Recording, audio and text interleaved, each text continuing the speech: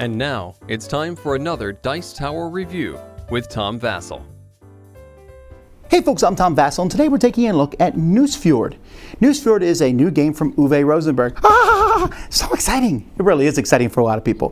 Uwe Rosenberg, of course, did Le Havre, Agricola, Caverna, and so many other, Orn Laborla, just a lot of great games. And this one is his newest one, also from Mayfair/Lookout Games.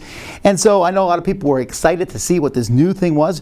It's based on the fishing village of Nusfjord, and fishermen getting their fish and using these fishing woods to build buildings. Essentially, it feels like the same theme as all the rest of his games. However, that doesn't, even though his games pretty much all have the same theme and always have something to do with food and building buildings and make sure you cover up all the spots in your boards, that doesn't mean his games are bad. Is this one different enough? How is it? Is it heavy? Is it light? I don't know. Let's look.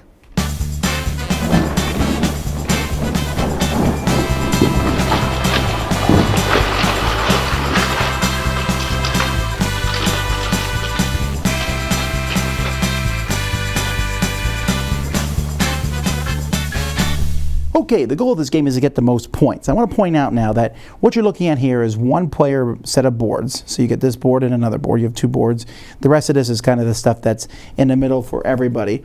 And so this is kind of how it looks like when it's set up. And players are going to be scoring points. There's different ways you can get points. For example, each place here that you don't have covered up at the end of the game on your board, you're going to lose a point for. You're also going to get points for a lot of different buildings. You can see this office here. See that star right here? That's 1 point. The hideaway right underneath it here is worth 2 points. And there'll be other things that are worth more points at the end of the game. There's ships and all sorts of things that are going to score you points. Now, what players are going to do is the game is a worker placement game. And throughout each round, players are going to take turns placing workers on different spots up here in turn order, placing one at a time. The number that is in the top left corner is how many different workers. So this one here is taken elder. So there's 2 people that are available here. This is in a 3 or higher game. This would be in a 1 or 2 player game. So 2 people could take an elder. And a third person can take an elder if they go down here to the copy and action area, which is there in a 4-player game. And in a 5-player game, there's 3 copy and action areas. So there's more spaces depending on the number of players. What do the different spaces do? Some give you gold. Some let you transfer your reserve. Each player has a reserve down here where they're going to be collecting fish as time goes by. And the 1 action space will let you transfer that reserve to your personal supply.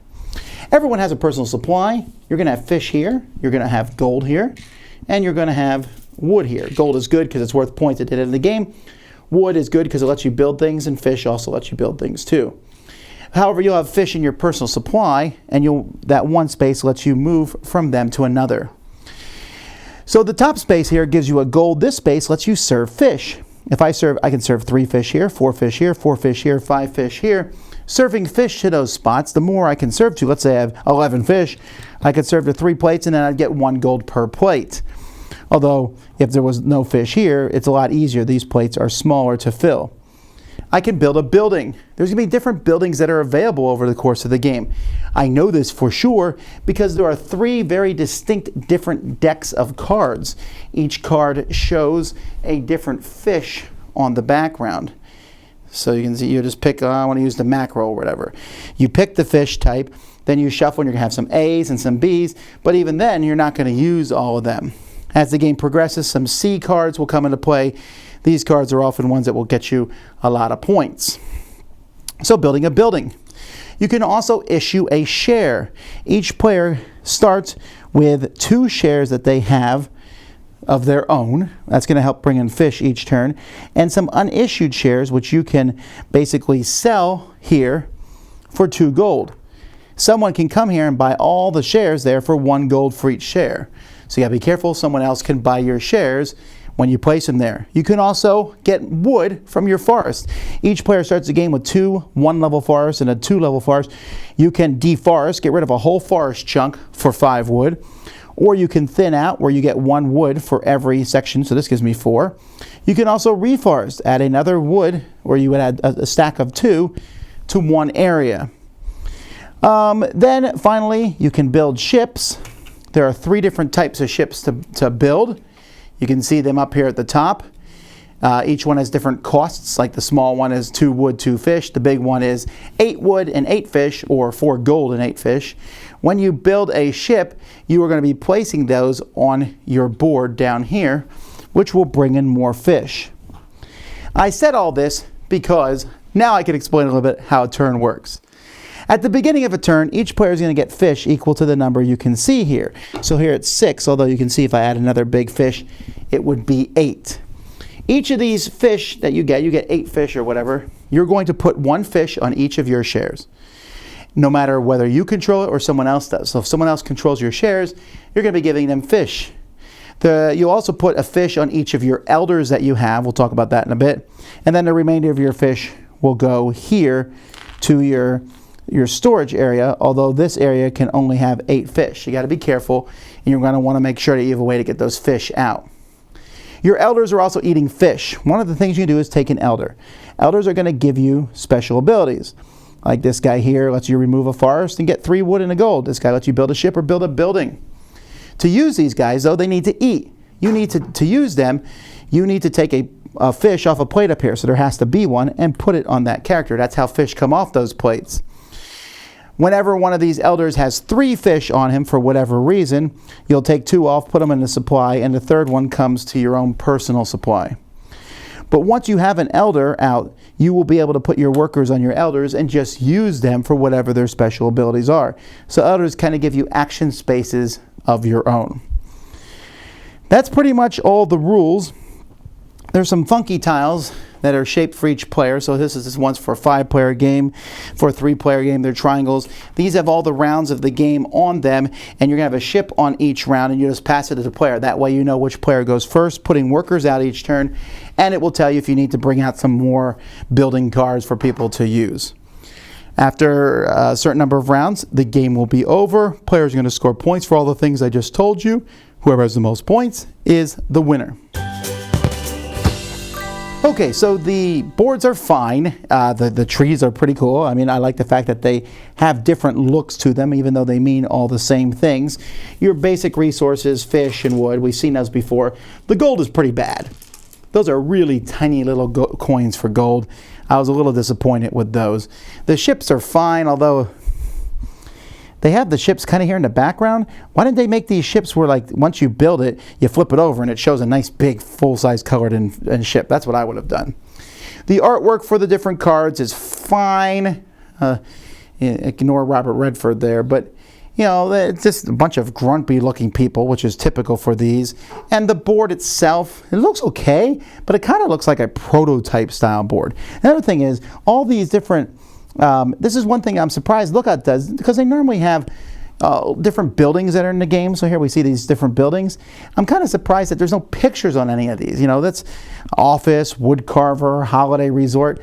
Why don't these show any of those pictures? They just show some symbols on the side of them for the costs to build them. So, you know, the woodcarver here costs 2 fish and 1 gold. Some of them are free.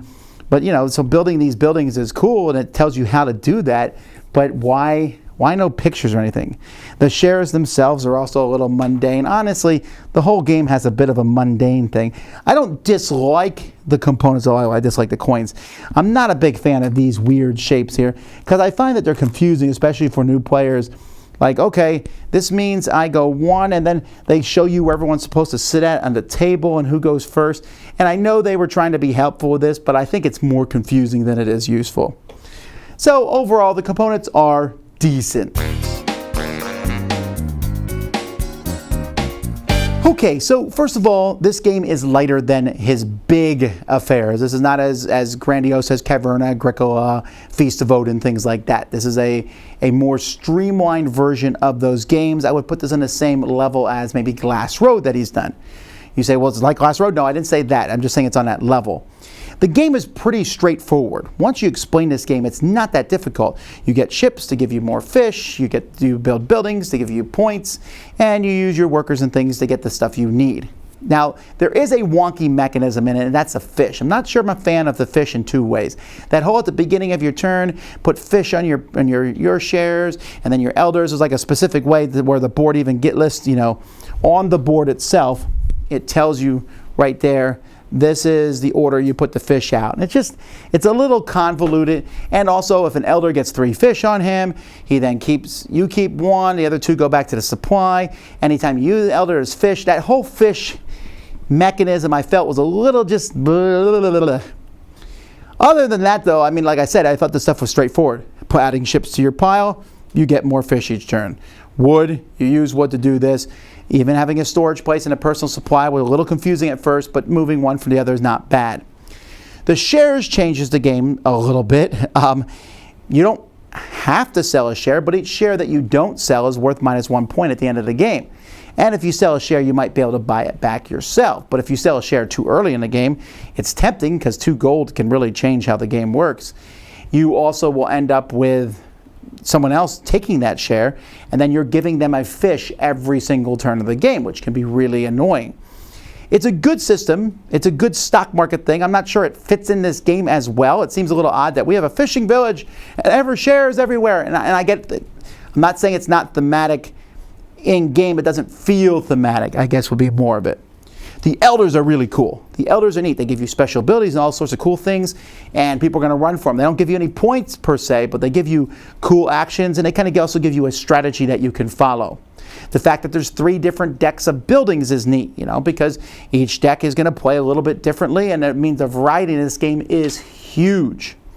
So overall, I wish the game looked better. Like I said, it doesn't look bad, but I think it could have looked even better. I think the game is it's a good, solid one. It didn't blow my mind like, wow, this is so amazing. It's decent. There's a worker placement. Get the ships, get the buildings, cover up the trees, tear the trees down, chop the trees down, sew them up again. That sort of thing. It all worked well, and I enjoyed myself. I had a great time the whole, each of my games. But at the end, I didn't sit there and go, would I ever play this over Le Havre or Agricola or any of those? No. This one is good. It's just not fantastic. But some people will like it. Some people will like the fish movement. Some people will like the shares, issuing them and buying them. It adds a few of these mechanisms, and it plays fairly straightforwardly. And it's not long either. It says on here 20 to 100 minutes, which is a ridiculously wide range. But figure that it's going to take you an hour to 90 minutes usually. Especially if you play with 4 or 5 players. 4 or 5 players can be pretty tight. A 3-player game will go maybe in an hour. I guess you could get that one done. But it's a good, solid addition to the line. Really nice cover. The rest of the game, meh. But I think a lot of people are going to enjoy this. I wondered, though, how much people will enjoy this a few years down the road. Le Havre is still looked at as a classic. So is Agricola or Kevern or whichever one of those you like. Will this one fit in that down the road? I don't think so. I think it's fun. I think it's interesting. I just don't know that there's anything here that sets it apart. But I did like it. Nusfjord, Dice Tower Judgment, approved. Thanks so much for watching the Dice Tower videos. Find more great videos and reviews, as well as our top-rated audio podcast at Dicetower.com. You can also find other great shows at Dicetowernetwork.com. I'm Eric Summerer, and you've been watching The Dice Tower. The Dice Tower is sponsored by Cool Stuff Inc., where you can find great games for great prices. Cool stuff in stock. Check them out at CoolStuffInc.com. Shut the door.